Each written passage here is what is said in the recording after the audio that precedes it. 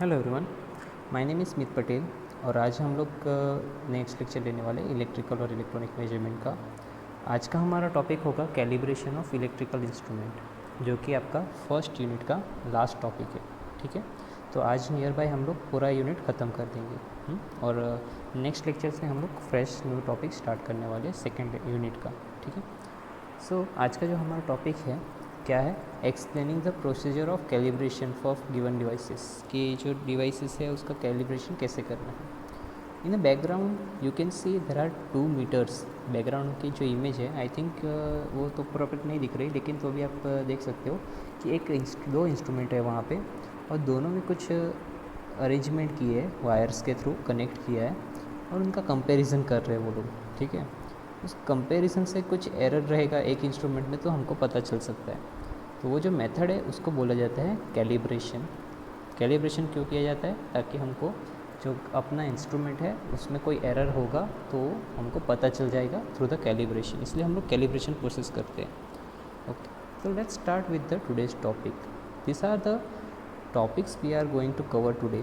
ठीक है, कैलिब्रेशन और नीड क्या है कैलिब्रेशन की, एमीटर का कैलिब्रेशन कैसे करते हैं और वोल्ट मीटर का कैलिब्रेशन कैसे करते हैं। So it is very simple, इतना हार्ड पार्ट नहीं है, आज बहुत इजी टॉपिक है।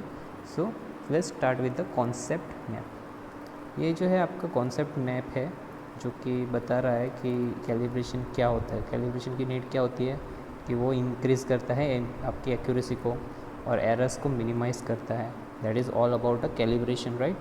So let's see the calibration now. Calibration क्या होता है कि किसी एक इंस्ट्रूमेंट को जो आपके पास है, ठीक है, जो कि स्टैंडर्ड इंस्ट्रूमेंट नहीं है। अभी आप वापस डाउट मत क्रिएट करना कि स्टैंडर्ड इंस्ट्रूमेंट और सेकेंडरी इंस्ट्रूमेंट क्या होते हैं। स्टैंडर्ड इंस्ट्रूमेंट मतलब जो एब्सोल्यूट इंस्ट्रूमेंट रहते हैं, ठीक है, और जो एरर्स जिसमें सबसे कम होता है, ऐसे इंस्ट्रूमेंट को हम लोग क्या कह सकते हैं, स्टैंडर्ड इंस्ट्रूमेंट कह सकते हैं। और जो सेकेंडरी इंस्ट्रूमेंट है वो और आपके जो प्रैक्टिकल इंस्ट्रूमेंट है जो आप लोग यूज़ करते हो कॉलेजेस में, बाकी सब जगह पे इंडस्ट्री में, वो सब के सेकेंडरी इंस्ट्रूमेंट है जिसके अंदर एरर्स होना पॉसिबल है। तो हमको ये एरर्स मिनिमाइज़ करने हैं ना, सो हमको क्या करना पड़ेगा, कैलिब्रेशन करना पड़ेगा। तो कैलिब्रेशन क्या है? Calibration is nothing but comparing the measuring instrument with the standard instrument. ठीक है, आपके पास जो इंस्ट्रूमेंट है उसको एक स्टैंडर्ड इंस्ट्रूमेंट से कंपेयर करना और एरर्स फाइंड आउट करना, and to find out the errors is nothing but the calibration. So simple definitions. इसका मतलब आपको सीधा समझ में आ रहा है, राइट ना, कि एक इंस्ट्रूमेंट को दूसरे इंस्ट्रूमेंट से कंपेयर करो, उससे एरर निकालो। ये प्रोसेस को क्या कहा जाता है, कैलिब्रेशन कहा जाता है ना। उसकी नीड क्या है, राइट, कि क्यों ज़रूरी। तो पहली नीड जो है दैट इज़ सी हियर। पहली नीड क्या है आपकी, if instrument is kept ideal for a long time calibration is needed in such cases. अगर कोई आपका इंस्ट्रूमेंट है वो आइडियल पड़ा हुआ है बहुत लंबे समय के लिए, आइडियल मतलब क्या, उसका ना तो कुछ यूज़ हुआ है या फिर वो एक ही जगह पे पड़ा था, उसको 3-4 साल तक किसी ने यूज़ ही नहीं किया, तो ऐसे इंस्ट्रूमेंट को आप लोग डायरेक्टली यूज़ मत करो। क्यों यूज़ मत करो? Because of the environmental adverse effect. मतलब लाइफ उसके मतलब जो टाइम पीरियड में वो उसके अंदर जो इंस्ट्रूमेंट थे वो इंस्ट्रूमेंट क्या हो सकते हैं, एरर प्रोड्यूस कर सकते हैं। इसके अंदर जो कंपोनेंट थे वो एरर प्रोड्यूस कर सकते हैं। ठीक है, इसलिए उसको पहले कैलिब्रेट करना बहुत ज़रूरी है। अगर वो इंस्ट्रूमेंट बहुत टाइम से यूज़ में नहीं है तो वो गलत रीडिंग दिखा सकता है, और ऐसा ना होना हो इसके लिए हमको क्या करना पड़ेगा, कैलिब्रेशन करना पड़ेगा। सेकेंड केस क्या है, for determining the accuracy of the instrument, right, कि जो एक्यूरेसी है, इंस्ट्रूमेंट रीडिंग तो दे रहा है, क्या वो एक्यूरेट है, आप कैसे पता करोगे? कोई है ऐसा तरीका? That is calibration. कैलिब्रेशन के थ्रू ही आपको पता चलेगा कि आपका जो इंस्ट्रूमेंट है वो एक्यूरेट है या नहीं है। ठीक है, third point is to eliminate और reduce error in the instrument. अब आपने उसकी एक्यूरेसी चेक करी कैलिब्रेशन के थ्रू, आपको पता चला कि आपका मीटर जो है, आपका जो इंस्ट्रूमेंट है इज़ नॉट एक्यूरेट, कुछ एरर दिखा रहा है, तो फिर आपको उस एरर को मिनिमाइज़ करने का आइडिया आएगा। कैसे मिनिमाइज़ कर सकते हैं? अगर आपने कैलिब्रेशन करा ही नहीं तो आपको पता कैसे चलेगा कि एरर है कि नहीं है? That's why calibration is needed. Last point is to verify whether the data obtain is reliable और करेक्ट। मतलब क्या कि आपको कैलिब्रेशन करने के बाद ही पता चलेगा कि जो इंस्ट्रूमेंट है वो आपको करेक्ट रीडिंग दे रहा था कि नहीं दे रहा था, है कि नहीं।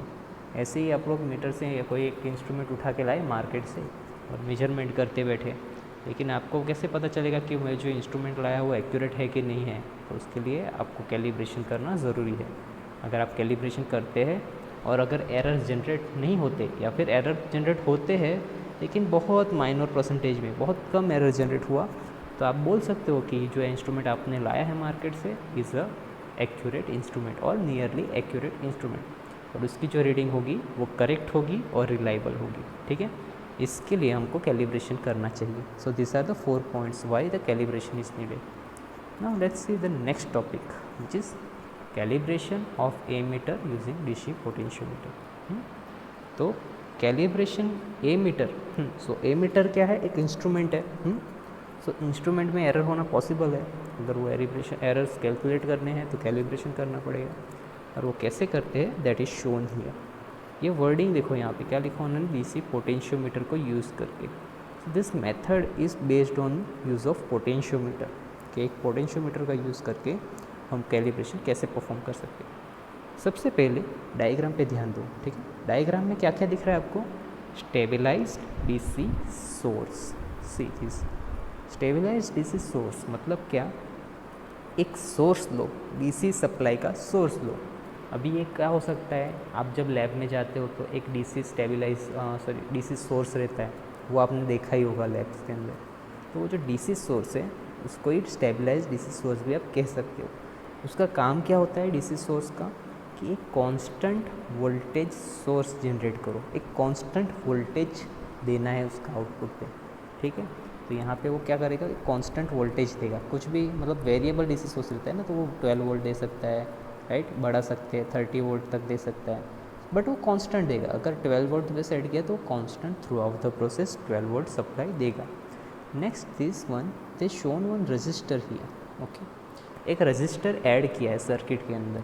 Y I will tell you, जैसे जैसे आगे बढ़ते हैं वैसे वैसे आपको बताते जाओ। अभी ये जो रजिस्टर है वो क्या, वो छोटा वाला रजिस्टर होगा क्या, जो एकदम छोटे छोटे वायर्ड वाले रजिस्टर्स रहते हैं, वैसा कुछ होगा क्या, नहीं।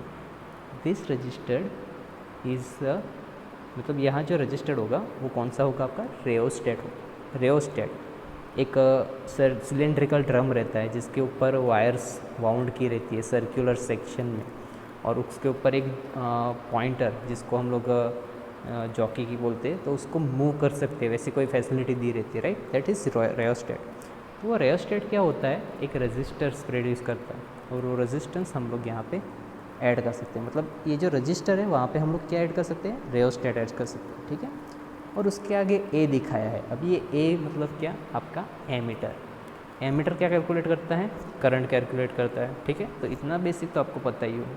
सो ये जो एमीटर है हमारा, उसको हम लोग क्या करने वाले हैं, कैलिब्रेट करने वाले। And last but not in the list, what is this is a potentiometer. Potentiometer क्या होता है आपका, एक रेजिस्टिव कॉइल ही होती है, लंबी सी वायर ही होती है, जिसके 2 इनपुट और 2 आउटपुट रहते हैं, राइट। तो ये जो है इसके 2 इनपुट यहाँ पे सर्किट में कनेक्टेड है और आउटपुट निकाले हुए हैं। ठीक है, तो ये जो पोटेंशियोमीटर है इसके अक्रॉस 2 लीड्स निकाले हुए हैं, यहाँ से और यहाँ से। सो इन 2 लीड्स के अक्रॉस हम लोग क्या करने वाले हैं, वोल्टेज मेजर करने वाले हैं। ठीक है, ओके, यहाँ पे हम लोग क्या करेंगे, वोल्टेज मेजर करेंगे यूजिंग मल्टीमीटर। मल्टीमीटर यूज़ करके हम लोग क्या यहाँ का वोल्टेज मेजर करेंगे, और ए मीटर जो है वो क्या इंडिकेट करने वाला है, आपका करंट।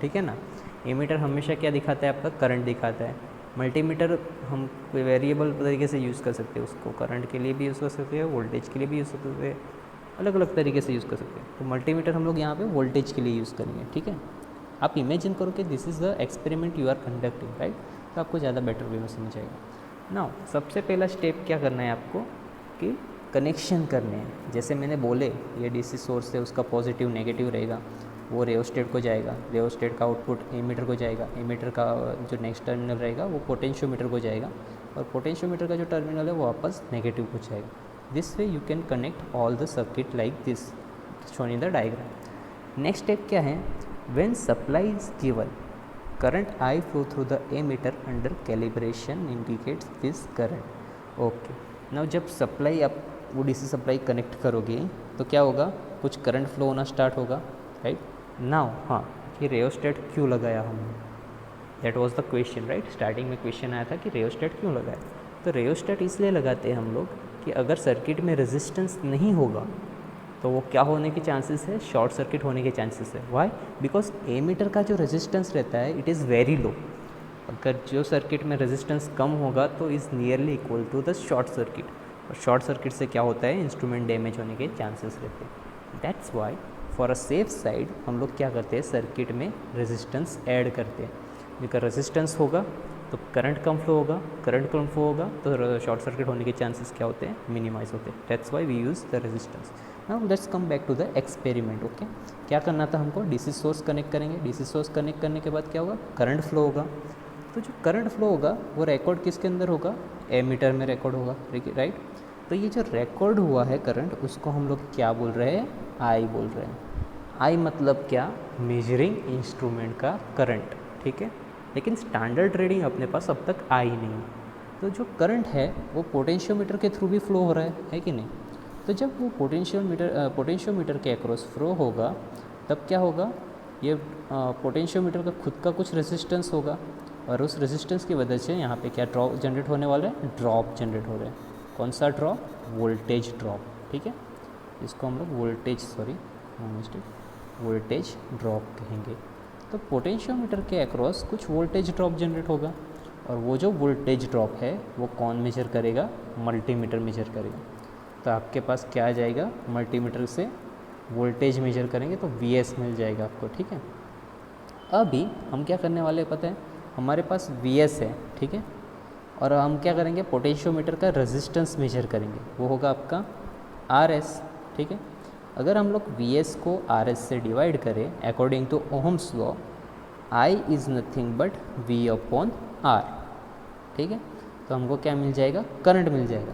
लेकिन ये जो करंट है वो क्या होगा आपका, Is, मतलब एक कैलिब्रेटेड और एक्यूरेट करंट होगा आपका। पोटेंशियोमीटर के अक्रॉस जो अब करंट फ्लो होता है वो एक्यूरेट करंट मेजर होगा आपका। और फिर आपको क्या करना है, सिंपली I जो आपने पहले कैलकुलेट किया था थ्रू द एमीटर, और Is जो पोटेंशियोमीटर से हमने निकाला वो रीडिंग को मैच करेंगे, दोनों को एक दूसरे के साथ, और कंपेयर करेंगे कि दोनों के अंदर एरर्स है कि नहीं। अगर सेम है इसका मतलब एरर्स नहीं है, अगर ऊपर नीचे आई वैल्यू इसका मतलब एरर जनरेट हुआ है। और अगर एरर जनरेट होता है तो हम लोग क्या करेंगे, वो इंस्ट्रूमेंट को एडजस्ट करेंगे। एडजस्ट करने के बाद वो एरर क्या हो जाएंगे, मिनिमाइज हो जाएंगे, और हम क्या कह सकते हैं कि एमीटर इज़ कैलिब्रेटेड। ओके, ये एमीटर हमने कैलिब्रेट किया है। This is the one way to calibrate the ammeter. ऐसी बहुत सारी डिफरेंट वेज है। दूसरी वेज क्या होती है, इंडस्ट्री के अंदर स्टैंडर्ड, सपोज जो इंडस्ट्री में यूज़ होने वाले अपने इंस्ट्रूमेंट है उसको आपको कैलिब्रेट करना है। आप क्या करोगे पता है, एक स्टैंडर्ड इंस्ट्रूमेंट उठाओगे। स्टैंडर्ड इंस्ट्रूमेंट मतलब क्या, जो कि एब्सोल्यूट इंस्ट्रूमेंट होते हैं, राइट। एब्सोल्यूट मतलब जिसमें एरर रहता ही नहीं, ठीक है। वो लोगे और स्टैंडर्ड लोगे, दोनों को साथ में कनेक्ट करोगे। दोनों को साथ में कनेक्ट करने के बाद दोनों में से सेम करंट फ्लो करवाओगे। जो स्टैंडर्ड वाली रीडिंग होगी वो देखोगे, और जो अपने रीडिंग मीटर की रीडिंग होगी वो देखोगे। अगर दोनों में चेंजेस है इसका मतलब क्या है, अपना मीटर थोड़ा सा ऊपर नीचे हुआ है, एरर जनरेट करें, और फिर उसको एडजस्ट करेंगे। That is another way to calibrate. This is using potentiometer, ठीक है। तो ये हमने क्या सीखा है, calibration of ammeter using potentiometer, ठीक है। Now next method is nothing but calibration of, sorry not next method, दूसरे जो वोल्ट मीटर का कैलिब्रेशन है वो सीखेंगे अभी, ठीक है। सबसे पहले डायग्राम देखते हैं। कुछ चीज़ें कॉमन, थोड़ा बहुत चेंजेस हुआ है। सबसे पहले देखेंगे stabilize DC source. Stabilize DC source मतलब क्या, डीसी सोर्स जो अपने पास अवेलेबल रहता है लैब के अंदर, जो कांस्टेंट वोल्टेज वाला सोर्स जनरेट करता है, ठीक है। वो किसको कनेक्टेड है, R1 से। R1 क्या है आपका, रेओस्टेट। जो रेजिस्टेंस है, रेजिस्टेंस किससे जनरेट करने वाले हम लोग, यूजिंग रेओस्टेट। तो जहाँ पे रेजिस्टेंस दिखाया वहाँ पे हमारा एक रेओस्टेट होगा, ऐसा इमेजिन करो। नाउ R2 जो है दैट इज़ अनदर रेओस्टेट। यहाँ पे दो रेओस्टेट यूज़ किए। इसका यूज़ क्यों किया है, ऐसे दो रेजिस्टेंस का यूज़ क्यों किया है, बिकॉज अगर आप ये अरेंजमेंट फॉलो करते हो तो आप फाइन एडजस्टमेंट कर सकते हो। फाइन मतलब क्या, स्मॉल पार्ट में इंक्रीज और decrease of current is possible. Voltage भी अगर आपको इंक्रीज़ करना है और डिक्रीज़ करना है, छोटे छोटे स्टेप्स में करना है, तो वो यहाँ पे पॉसिबल होगा। ठीक है, तो अगर ऐसा करना है तो आपको क्या करना पड़ेगा, दिस अरेंजमेंट यूज़ करनी पड़ेगी। ये जो दो रियोस्टेट यूज़ किया ना, वैसा करना पड़ेगा ना। This is nothing but a DC volt meter, जिसको हमको कैलिब्रेट करना है। जो हमको लग रहा है कि इसमें कुछ एरर्स है, वो आपको मिनिमाइज़ करना है। तो this is your volt meter. Now this part is called as voltage divider. ठीक है, वोल्टेज डिवाइडर, इसको बोलते हैं वोल्टेज डिवाइडर। डिवाइडर का काम क्या होता है, उसका जो इनपुट वोल्टेज है और जो आउटपुट वोल्टेज है, दोनों अलग अलग रहते हैं। इनपुट पे अगर बहुत ज़्यादा वोल्टेज होगा तो वो आउटपुट पे क्या दे सकता है, कम वोल्टेज दे सकता है। That's why we used here the voltage divider. और जो वोल्टेज डिवाइडर है, उसका जो आउटपुट रहेगा वो हम किसको देंगे, पोटेंशियोमीटर को देंगे। और पोटेंशियोमीटर के अक्रॉस का वोल्टेज हम लोग मल्टीमीटर से मेजर कर लेंगे। ठीक है, तो यहाँ पे वोल्टेज की दो रीडिंग आ रही है, ध्यान से देखना। एक वोल्टेज की रीडिंग हमारा जो नॉर्मल इंस्ट्रूमेंट है वो देगा। ठीक है, दूसरे इंस्ट्रूमेंट की रीडिंग जो है वो किसके थ्रू मिलेगी हमको, यहाँ पे जो पोटेंशियोमीटर लगा हुआ है उसके अक्रॉस हम लोग मेजर करेंगे। तो जो एक्यूरेट वाली रीडिंग होगी वो कौन देगा आपको, पोटेंशियोमीटर देगा। और जो मेजरिंग रीडिंग है वो आपकी कौन देगा, जो यूजिंग अपना जो नॉर्मल मीटर है, वोल्ट मीटर, वो देने वाला है। तो let's see the steps how it can be perform. सबसे पहले क्या करना है, कनेक्शंस करने हैं as shown in the figure. Right, यहाँ पे सोर्स लगाओ, सोर्स को रियोस्टेट से कनेक्ट करो, दूसरे रियोस्टेट से उसको कनेक्ट करो, उसके अक्रॉस वोल्टेज वोल्ट मीटर लगाओ। यहाँ पे उन्होंने वोल्ट मीटर लगाया। ठीक है, और वोल्ट मीटर के अक्रॉस पोटेंशियल डिवाइडर लगाओ, और उसके जो आउटपुट टर्मिनल है वहाँ पे पोटेंशियोमीटर लगाओ। That's how this connection is done. Now next step is adjust the voltage to any value by using R1 and R2। जैसे मैंने बताया, अगर आपको वोल्टेज की वैल्यू चेंज करनी है, थोड़ी ज़्यादा थोड़े स्टेप्स में चेंज करनी है, तो वो कैसे कर सकते हो, by using by wearing resistance value. R1 और R2 की वैल्यू चेंज करके आप लोग कर सकते हो। अगर R1 और R2 फिक्स है तो वो चेंजेस हो गए क्या, नहीं होंगे। अगर वो चेंज हो गए, R1 और R2 की वैल्यू चेंज होगी, तभी तो वोल्टेज चेंज होगा। तो इसलिए वेरिएबल रेजिस्टेंस यूज़ करने पड़ते हैं। और वेरिएबल रेजिस्टेंस का सबसे बेस्ट एग्जांपल क्या है, रियोस्टेट। राइट, हम लोग नॉर्मली लैब्स में क्या यूज़ करते हैं, वेरिएबल रजिस्टर के तौर पे रियोस्टेट्स यूज़ करते हैं। Right, that's why we using R1 and R2 for voltage changing purpose. ठीक है, वोल्टेज चेंज करना होता है R1 R2 यूज़ करो। Next step is now note down the V indicated by volt meter under the calibration. तो यहाँ पे जो वोल्ट मीटर है वो जो वोल्टेज की रीडिंग दिखाएगा वो पहले नोट डाउन कर लो। बोला ठीक है, हमने कर ली suppose. Now next step is by using potentiometer use measure VP। जो वोल्टेज एक्यूरेट वाला है वो किसके थ्रू हम लोग मेजर करेंगे, बाय द पोटेंशियोमीटर। जो यहाँ पे पोटेंशियोमीटर है उसके थ्रू मेजर करेंगे। लेकिन एक डाउट है मेरा, यहाँ पे क्या लिखा है 500 वोल्ट, यहाँ पे क्या लिखा है 1.5 वोल्ट। इसका मतलब क्या है, अगर आप इनपुट पे 500 वोल्ट देते हैं तो आउटपुट क्या देने वाला है 1.5। तो जो वोल्टेज होगा जो पोटेंशियोमीटर के क्रॉस मेजर होगा, क्या वो एग्जैक्ट 500 वोल्ट होगा, नहीं, वो चेंज होगा, वो कुछ कम होगा। तो उस वोल्टेज को हमको क्या करना पड़ेगा, पहले तो कन्वर्ट करना पड़ेगा, कन्वर्जन करना पड़ेगा। इधर जो वोल्टेज मेजर होगा वो क्या होगा, बहुत कम होगा VP। तो उसको हम लोग क्या करने वाले हैं, मल्टीप्लाई करने वाले एक फैक्टर से। That is factor is nothing but 500 by 1.5। कैसे, क्यों ऐसा किया मैंने, इससे मल्टीप्लाई करेंगे हम लोग VP को। Let me show you again. जो वोल्टेज आएगा यहाँ पे सपोज V1, और V1 को हमको क्या करना पड़ेगा, मल्टीप्लाई करना पड़ेगा 500 बाई 1.5 से, तो जाके हमको क्या मिलेगा, VP मिलेगा। क्यों, क्योंकि because of this voltage divider, यहाँ का वोल्टेज जो था वो ज़्यादा होगा, है कि नहीं, इसलिए हमको वोल्टेज डिवाइडर की रेटिंग को भी वहाँ पे मल्टीप्लाई करना पड़ेगा। फिर जाके हमको क्या मिलने वाला है, VP मिलेगा। अगर VP मिल गया तो हम लोग उस दोनों को कंपेयर कर सकते हैं, एक मीटर की रीडिंग, एक पोटेंशियोमीटर के क्रॉस की रीडिंग। और अगर एरर्स जनरेट होते हैं तो वहाँ पे फाइन एडजस्टमेंट करके हम लोग एरर को मिनिमाइज़ कर सकते हैं। That's how we can calibrate a voltmeter. This is the one way we can calibrate the voltmeter. There is the another way we can calibrate the voltmeter by parallelly connecting two voltmeter, जहाँ पे हम लोग क्या करेंगे, supply को voltmeter दो connect करेंगे parallel form में, और दोनों, एक होगा आपका स्टैंडर्ड वोल्टमीटर, एक होगा आपका मेजरिंग वोल्टमीटर, मतलब जो सेकेंडरी वोल्टमीटर है। स्टैंडर्ड वोल्टमीटर की रीडिंग और सेकेंडरी वोल्टमीटर की रीडिंग दोनों को एक दूसरे से कंपेयर करेंगे। अगर स्टैंडर्ड मीटर और उनकी रीडिंग, दोनों की रीडिंग अलग अलग है, इसका मतलब वहाँ पे एरर जनरेट हुआ है, और फिर हम लोग एडजस्टमेंट करके वहाँ पे एरर को मिनिमाइज कर सकते हैं। That's why we can calibrate the DC voltmeter, right. दूसरे मेथड्स भी है, लेकिन we discussed here by using DC potentiometer. तो डीसी पोटेंशियोमीटर यूज़ करके कैसे कर सकते हैं वो हमने डिस्कस किया है। That's how we can calibrate DC voltmeter. Now as for your question, मतलब मैंने एक दो क्वेश्चन निकाले, ठीक है। सबसे पहला क्वेश्चन क्या है, calibration is done to, calibration क्यों किया जाता है। 4 ऑप्शन है आपके पास, improve accuracy, reduce error, none of the above, और बोथ ए एंड बी।